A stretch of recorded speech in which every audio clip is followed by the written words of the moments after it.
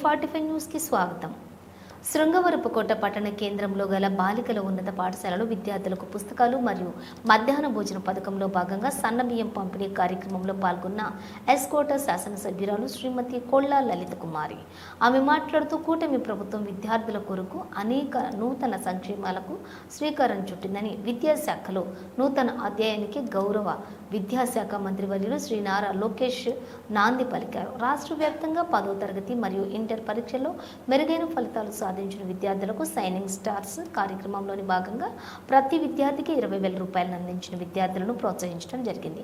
ఆరోగ్యం మానవ జీవితానికి ఎంతో ముఖ్యమో విద్య కూడా అంతే విలువైనదన్నారు. ఈ కూటమి ప్రభుత్వం రాష్ట్ర వ్యాప్తంగా ప్రభుత్వ పాఠశాలల్లో విద్యార్థులకు మౌలిక వసతులు కల్పించే విధంగా చర్యలు తీసుకుంటుందని తెలియజేశారు. గత ప్రభుత్వంలోని మధ్యాహ్న భోజనం పథకం భాగంగా రైస్ తినడానికి విద్యార్థులు ఇబ్బంది పడేవారని, కూటమి ప్రభుత్వం వచ్చిన తర్వాత విద్యార్థుల ఆరోగ్యమే ప్రధానమని తెలిపారు.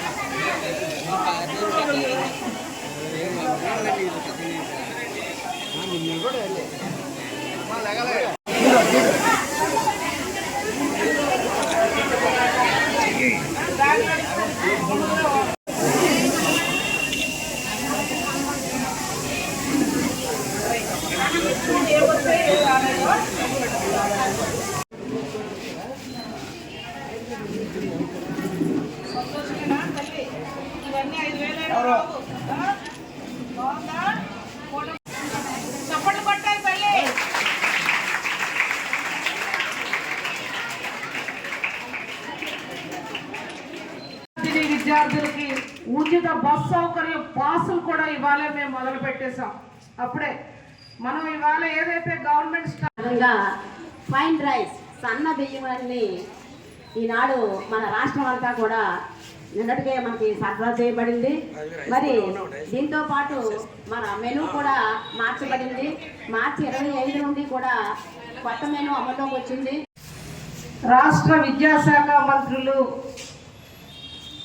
సివిల్ సప్లయర్స్ నాదెండ్ల మనోహర్ గారు మరియు మీ యొక్క అమూల్యమైన యువ నాయకుడు, విద్యావంతుడు, ఈనాటి విద్యాశాఖకే వన్నె తెచ్చిన యువ విద్యాశాఖ మంత్రివర్యులు నారా లోకేష్ బాబు గారికి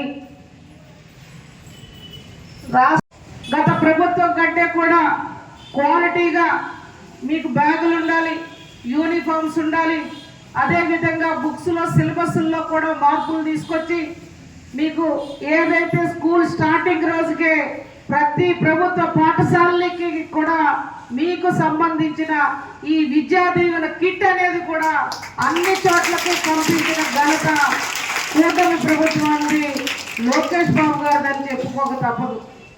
మరి వాళ్ళు చూసాం, ఇవాళ సర్వేపల్లి రాధాకృష్ణ గారి పేరున మీకు ఉచితంగా బ్యాగ్ అనేది ఎంత క్వాలిటీతో చూసారో తల్లి. గతం ఎన్నడూ లేని విధంగా ఈనాడు నూతన అధ్యాయానికి నాంది పలుకుతూ ఇవాళ మన యువ నాయకుడైన లోకేష్ బాబు గారు మీ అందరికీ, నేను విశాఖపట్నంలో బాలికల కమలా నెహ్రూ బాలికోన్నత పాఠశాలలో నేను కూడా ఆడపిల్లల స్కూల్లోనే చదువుకున్నాను. ఆనాడు మాకు ఇన్ని సౌకర్యాలు ఆనాడు ప్రభుత్వాల్లో లేవు. ఈనాడు చంద్రబాబు గారు వచ్చిన దగ్గర నుంచి ఇటువంటివన్నీ కూడా మరి లోకేష్ బాబు గారి వరకు, పవన్ కళ్యాణ్ గారి వరకు ఇవాళ ఈ కార్యక్రమాలన్నీ కూడా శ్రీకారం చుడుతున్నారు.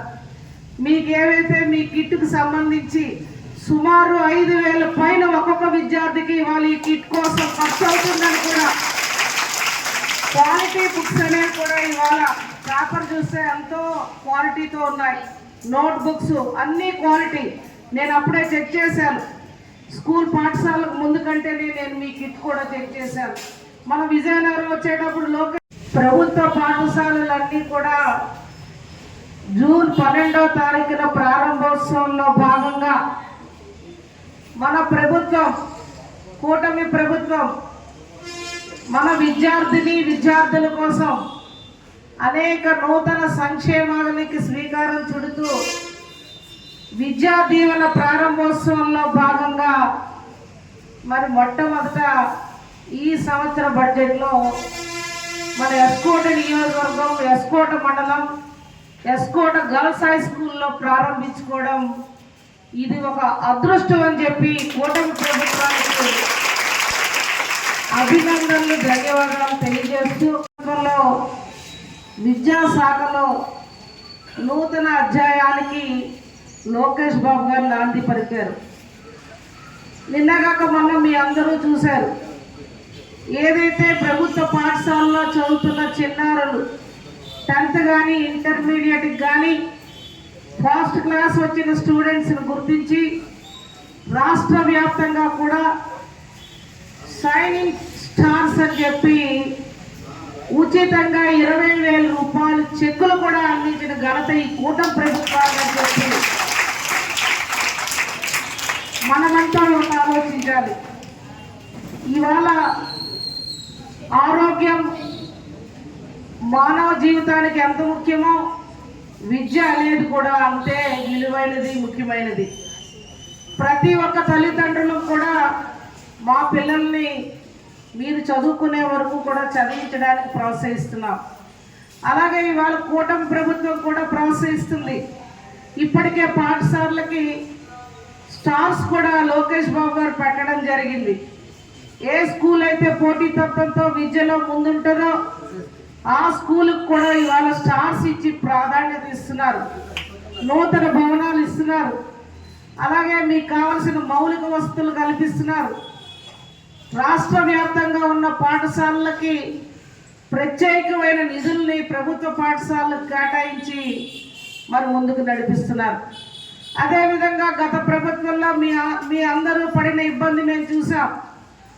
దొడ్డు బియ్యంతో మీరెవరూ కూడా మధ్యాహ్న భోజన పథకంలో భోజనం చేయకుండా ఎన్నో పత్రికలు, మీడియా ద్వారా వచ్చిన కథనాలు మేము అందరం చూసాం. ఆనాడే రాష్ట్ర ముఖ్యమంత్రి వర్యులు చంద్రబాబు గారు ఆనాడే ప్రతిపక్ష నాయకుడిగా ఆనాటి ప్రభుత్వానికి చెప్పిన సన్నబియ్యం పాఠశాలలో పిల్లలకి అనారోగ్యాలకు గురవుతున్నారు, కడుపు నొప్పులు వస్తున్నాయి, ఇతర వ్యాధులకు గురవుతున్నారంటే ఆనాటి ప్రభుత్వం పెడచెవిని పెట్టింది. అందుకనే ప్రధానంగా ఇవాళ చంద్రబాబు గారు ఆలోచించారు, మన కూటమి ప్రభుత్వం వచ్చిన వెంటనే చిన్నారుల ఆరోగ్యం, వాళ్ళ యొక్క భవిష్యత్తును దృష్టిలో పెట్టుకొని నేను వస్తే సన్న బియ్యం పాఠశాలలకి మీ అందరికీ మధ్యాహ్న భోజనంలో అందజేస్తామని మాటిచ్చారు. ఆ మాటకే మీ అందరికీ మధ్యాహ్న భోజనానికి ఈ రోజు నుంచి సన్న బియ్యాన్ని అనేది ఇవ్వడం జరుగుతూ ఉంది.